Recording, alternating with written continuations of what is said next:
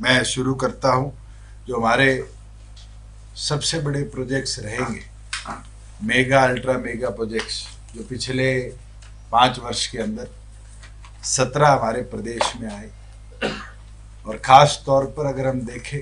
तो एटीएल जैसी बड़ी कंपनी जो वर्ल्ड की लार्जेस्ट लिथियम बैटरी मैन्युफैक्चरर है, उसने 550 करोड़ रुपए लैंड में निवेश करके 7,500 करोड़ की इन्वेस्टमेंट से आईएमटी सोना जो रोजका मेव के अंदर है, उसके अंदर अपनी इस्टेब्लिशमेंट शुरू कर दी है। और उनका टारगेट है कि बाय दिसंबर 2021 जनवरी 2022 वो अपने प्रोडक्शन फेज को स्टार्ट करने का काम करेगी। इसी तरीके से कोका कोला का एक्सपेंशन रोहतक के अंदर हुआ है, 2 ग्लास कंपनीज हैं, और प्रदेश के अंदर 17 मेगा अल्ट्रा मेगा प्रोजेक्ट्स पिछली पॉलिसी में हमने अडॉप्ट करने का काम किया है। हमारा ये टारगेट है कि अब जो हमारे HSIDC के इंडस्ट्रियल एरियाज हैं, उनके अंदर हम बड़े इंडस्ट्रियल प्रोजेक्ट्स को लेकर आए जिससे निवेश और बढ़े। इसके अंदर रिसेंटली फ्लिपकार्ट ने भी 150 एकड़ के अंदर मानेसर में अभी बिडिंग करी है, जिसके अंदर वो हिंदुस्तान का सबसे बड़ा वेयर हाउसिंग प्रोजेक्ट बनाने का काम करेगा, जिससे warehouse to home direct delivery की अप्रोच को वो लेकर चलेंगे। हमने इस पॉलिसी के माध्यम से जो हमारे FAR था उसको 2000 स्क्वायर यार्ड से बड़े प्लॉट्स के अंदर 250% करने का काम किया, जिससे वर्टिकल इंडस्ट्री हमारे यहाँ बढ़ने का काम करेगी। पॉलिसी के अंदर हमने डाला है कि HSIDC की जो लैंड है वो पहले ऑक्शन पे जाती थी, अब उसको हमने लीज प्रोसेस के ऊपर भी इस पॉलिसी के माध्यम से देने का काम किया। अगर कोई इंडस्ट्री 8 साल की, 10 साल की, 15 साल की लीज के लिए लैंड लेकर और उसके ऊपर अपना कार्य शुरू करना चाहती है तो वो भी इस पॉलिसी के अंदर परमिटेड है। मैं एक खास चीज़ आपको बताना चाहूँगा कि इस पॉलिसी के अंदर 8 हमने थ्रस्ट सेक्टर लिए हैं, जिसके अंदर सबसे इम्पॉर्टेंट जो हमने लिया है वो है agro based food processing and allied industry, light engineering auto components, auto, textile and apparel, electronic system, design and manufacturing, और जो सबसे इम्पॉर्टेंट है आगे जो मेक इन इंडिया का भी पार्ट है वो है डिफेंस एंड एरोस्पेस मैन्युफैक्चरिंग। और पिछले दिनों प्रदेश ने एक मेडिकल पार्क और एक बल्क ड्रग पार्क जो अप्लाई किया था सेंट्रल गवर्नमेंट की पॉलिसी के तहत, उसके अंदर फार्मा एंड मेडिकल सर्विसेज, क्योंकि हमारे पास पेट्रोलियम का हब पानीपत है, उसके अंदर केमिकल एंड पेट्रोलियम, और जो आने वाले भविष्य को देखते हुए एक नया इंडस्ट्रियलाइजेशन का स्वरूप है, उसको देखते हुए large scale energy and data storage एक थ्रस्ट सेक्टर हमारी इस पॉलिसी के अंदर है। इस पॉलिसी के अंदर जो हरियाणा के युवाओं के लिए हमारी 75% हिस्सेदारी की जो सोच है उसको आगे ले जाते हुए हमने कदम उठाया है कि हरियाणा प्रदेश के अंदर अगर कोई हरियाणा के एम्प्लॉयज़ की गारंटी देता है और 50% से अधिक लोकल एम्प्लॉयज़ रखता है तो पर एम्प्लॉय हम उसको 10 साल तक 48,000 रुपया प्रति हरियाणा के कर्मचारी, हरियाणा का एम्प्लॉय उस इंडस्ट्री को सपोर्ट करने का काम करेंगे, जिससे स्टेट शेयर और एम्प्लॉय शेयर के माध्यम से ज़्यादा हरियाणा के युवाओं को हम रोज़गार दे पाएंगे। MSMEs को और थ्रस्ट मिले, इसके लिए हमने एक नया कदम उठाया है, जिसके अंदर मैं पॉइंट बाय पॉइंट अगर आपको टच कर पाऊँ कि हम पंचायत की लैंड्स को लीज के ऊपर देने का प्रावधान कर रहे हैं, जहाँ पर नॉन एग्रीकल्चर लैंड जो है सरप्लस ग्राम पंचायत के पास है, जो आज के दिन किसी और उपयोग में नहीं आती, उसको ग्राम पंचायत अगर लीज पे देना चाहे तो उसको भी इंडस्ट्रियल एरिया के साथ उसके अंदर कुछ स्पेसिफिकेशन रहेगी कि रोड कनेक्टेड होनी चाहिए, डेवलपमेंट जो है वो इंडस्ट्री स्वयं करेगी, उन चीज़ों को देखने के लिए हम करेंगे। इसके अंदर ग्रामीण उद्योग विकास योजना हमने जरूर रखी है, जिसके अंदर 15% कैपिटल सब्सिडी 20 लाख तक अगर कोई ग्रामीण उद्योग लगाना चाहता है, और 7% इंटरेस्ट सब्सिडी 8 लाख तक उसको गांव में उद्योग लगाने के लिए हम देंगे। और अगर वो जनरेटर लगाना चाहता है तो उस जनरेटर के लिए भी 50% सब्सिडी हम इस पॉलिसी के अंदर देने का काम करेंगे। नए एंटरप्रेन्योर्स हरियाणा के अंदर आए, आम घर का बच्चा भी अपना उद्योग लगा पाए, उसको स्टार्टअप के लिए हमारे इस पॉलिसी के माध्यम से, अगर वो किसी यूनिवर्सिटी से, किसी टेक्निकल इंस्टीट्यूट से, एनआईटी आईआईटी से टाई अप कर कोई प्रोग्राम शुरू करता है तो उसको स्टार्टअप फंड 5 लाख के तौर पर हम देने का काम करेंगे। अगर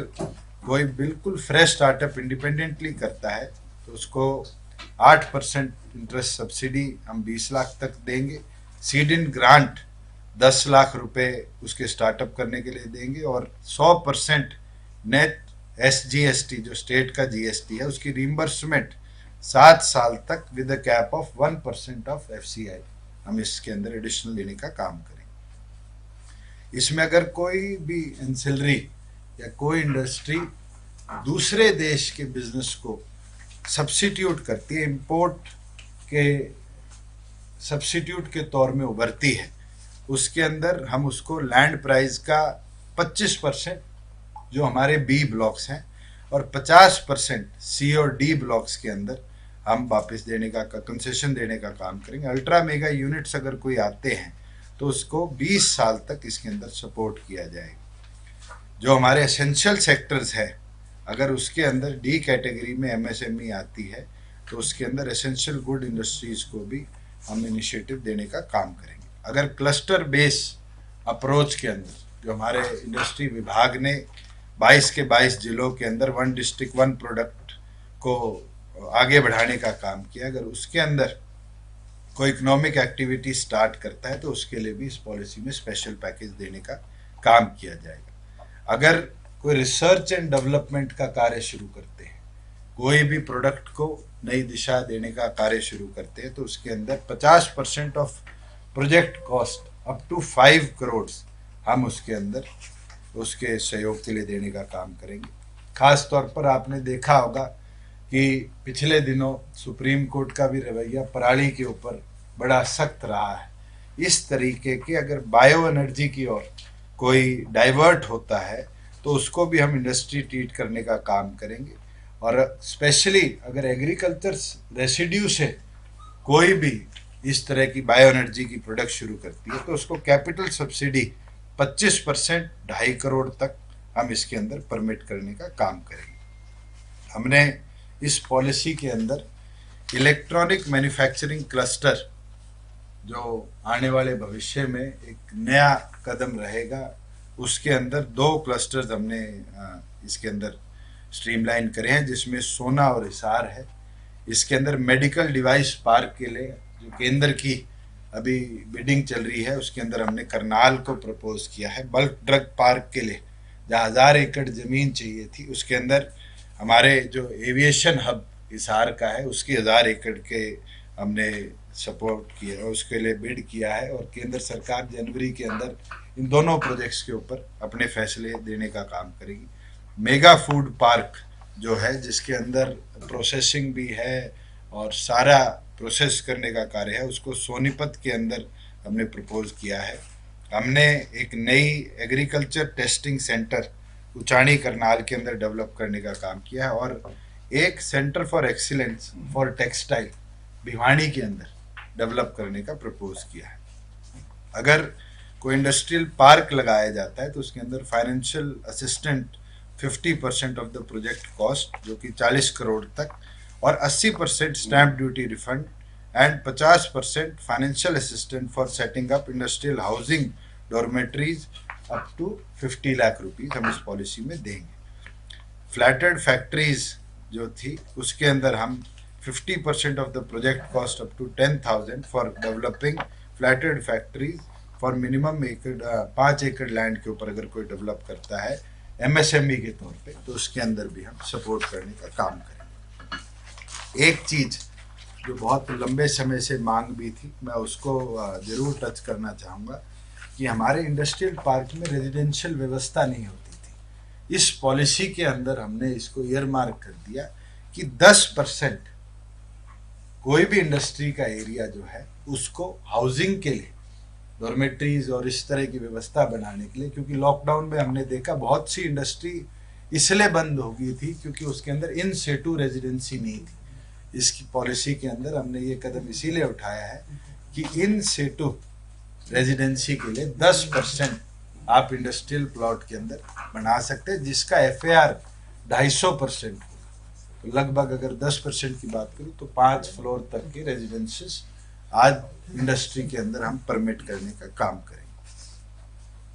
जहाँ वेयर हाउसिंग की बात है उसके अंदर हमने FAR को 75% से बढ़ाकर 150% तक इंक्रीज करने का काम किया है। अगर कोई डाटा सेंटर्स डेवलप करता है, बड़े डाटा स्टोरेज बैंक्स बनाता है, पहले हमारी पॉलिसी के अंदर था कि उसको IT में ट्रीट किया जाता था और उसके अंदर पार्किंग और अलग अलग प्रोविजंस के कारण डेवलपमेंट नहीं होती थी। इसके अंदर हमने उस सब चीज़ को एग्जेम्पशन देकर एडिशनल सपोर्ट दिया है, क्योंकि आने वाले समय में जिस तरह की प्राइवेसी पॉलिसी की दुनिया भर के अंदर बात हो रही है, अगर डाटा बैंक्स इंडिया के अंदर बनेंगे तो हरियाणा एक एफिशिएंट एरिया है, एक प्रोडक्टिव एरिया है और उसके अंदर हरियाणा को एक बड़ी ताकत के तौर पे देखा जाएगा। जहाँ जनरल इंडस्ट्री के लिए पहले FAR 50% था और 150% तक परमिट किया जाता था, उसको भी हमने बढ़ाकर 200% तक ले जाने का काम किया है। जहाँ नए लेबर रिफॉर्म्स की बात दुनिया भर में करी जा रही थी, देश के अंदर भी जहाँ 19 लेबर कोड्स थे उनको कन्वर्ट करके अब केंद्र सरकार ने 4 लेबर कोड्स के अंदर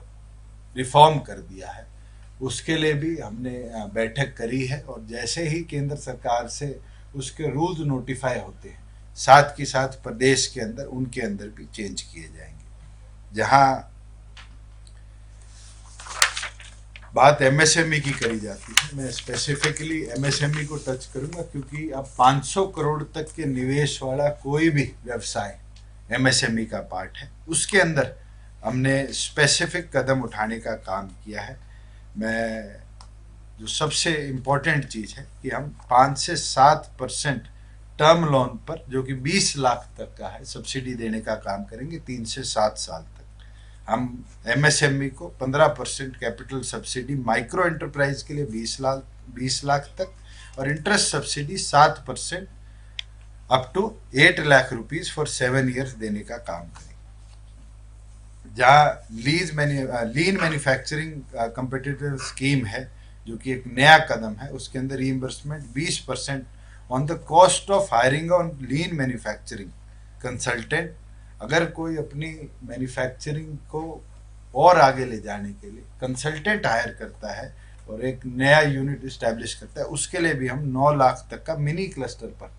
सालाना 10 यूनिट तक का सपोर्ट करने का काम करें।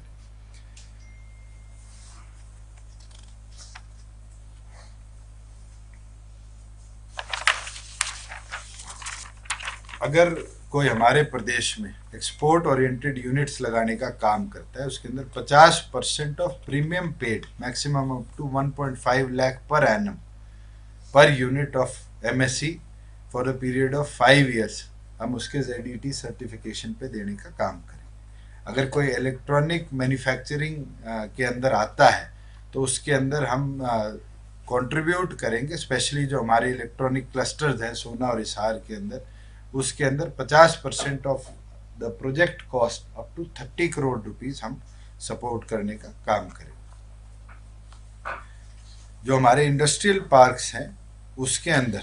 हम अगर कोई इंडस्ट्रियल हाउसिंग और इस तरह की व्यवस्था बनाता है, उसके अंदर 50% उसको कॉस्ट ऑफ बिल्डिंग का सब्सिट्यूट करने का काम करें। और अगर कोई cluster plug and play policy के तहत प्लान डेवलपमेंट करना चाहता है, दुनिया भर के अंदर अब एक नई अप्रोच बनाई जा रही है जहाँ पर स्ट्रक्चर किसी का होता है और उसके अंदर काम कोई और आकर करता है और जब उसका व्यवसाय खत्म हो जाता है तो दूसरा व्यक्ति उधर आकर अपने काम शुरू कर सकता है। प्लग एंड प्ले पॉलिसी है। आप IT पार्क्स में देखते हैं तो इसके अंदर प्लग एंड प्ले है। अगर कोई प्लग एंड प्ले के माध्यम से इंडस्ट्रीज को इनवाइट करता है, खासतौर पर IT है, अपैरल है, तो इस तरह की रेगुलर, और खास एक नया जो फ्यूचर हम देखते हैं फूड प्रोसेसिंग है, इसके अंदर हम grant in aid of 50% of project cost up to 10 crore rupees for developing factories in a minimum area of 5 acres हम देने का काम करें। एक चीज मैं आपको बताना चाहूँगा कि पिछले हमारी पॉलिसी के अंदर जहाँ 140 ब्लॉक्स को डिवाइड किया गया था, 13 A सेक्टर में थे, 23 B में थे, 56 C में थे और 48 D में थे। हमने पूरे हरियाणा के अंदर ग्रेडिंग कर कर उस पूरे क्लस्टर अप्रोच को और ब्लॉक अप्रोच को रिवाइज भी किया, जिसके अंदर लोकल एरिया के अंदर किस तरीके से टाइमली इंडस्ट्रीज डेवलप हुई उसको देखते हुए पूरे हरियाणा को रिवाइज कर कर अब A ब्लॉक के अंदर 13 हमने ब्लॉक्स डाले हैं, जिसमें 5 को B ब्लॉक से अपग्रेड किया गया है और 5 को ही A से B में ले जाया गया है। वही B ब्लॉक को अंदर 23 की बजाय अब 21 ब्लॉक्स रहेंगे। C के अंदर 56 की बजाय अब 40 ब्लॉक रहेंगे और एक जो थ्रस्ट है एडिशनल फाइनेंशियल सपोर्ट का, वो D ब्लॉक के अंदर हम अधिकतम दे रहे हैं, उसको हमने 48 से बढ़ाकर 60 करने का काम किया है, जिसके अंदर खास तौर पर जो हमारे रूरल ब्लॉक्स हैं, हमने पीछे भी इंडस्ट्रीज इम्पैक्ट्स खोले हैं। खास तौर पर एक का मैं उद्घाटन करके आया एलनाबाद के अंदर, जहाँ पर हैवी मेटल कटिंग के ऊपर इम्पैक्ट्स बनाया गया। इसी तरह का क्लस्टर अप्रोच कलैत के अंदर हमने इनॉग्रेट किया था, जिसमें राइस की ग्रेडिंग की मशीन लगभग 2.5 करोड़ के सीड फंड से, स्टेट सपोर्ट से लगाई गई थी। ऐसे छोटे छोटे MSMEs भी आए, उसके लिए इस ब्लॉक को हमने चेंज किया है। इसमें इंडस्ट्रियलाइजेशन ब्लॉक में कितनी है, उसके अंदर 45% वेटेज थी। सोशो इकोनॉमिक डेवलपमेंट कितनी है, वहाँ पर पॉपुलेशन कितनी है, अर्बनाइजेशन कितनी है, उसकी 15% वेटेज थी। Location advantage NCR region NCR से बाहर है कितना है, उसके लिए 20% थे। इंफ्रास्ट्रक्चर गवर्नमेंट की तरफ से वहाँ कितना दिया गया है, 15% उसके लिए थे। और स्किल डेवलपमेंट, जो कि आने वाले भविष्य के अंदर हमारे ट्रेनिंग का एक बहुत बड़ा पार्ट रहेगा, उसके लिए भी हमने अलग से ग्रेडिंग करी गई थी। और जिससे प्रदेश के अंदर अधिकतम जो हमारा नॉन अर्बनाइज्ड एरिया था, जो आज भी रूरल बैकग्राउंड से जुड़ा हुआ है, जहाँ पर आज गांव के बच्चे को इंडस्ट्रियलाइजेशन की ओर सहयोग मिले, इसको देखते हुए हमने कदम उठाया है कि B ब्लॉक के अंदर हम कई चीज़ों पे अप टू 100% तक फाइनेंशियल एड और फाइनेंशियल सपोर्ट देने का काम करें।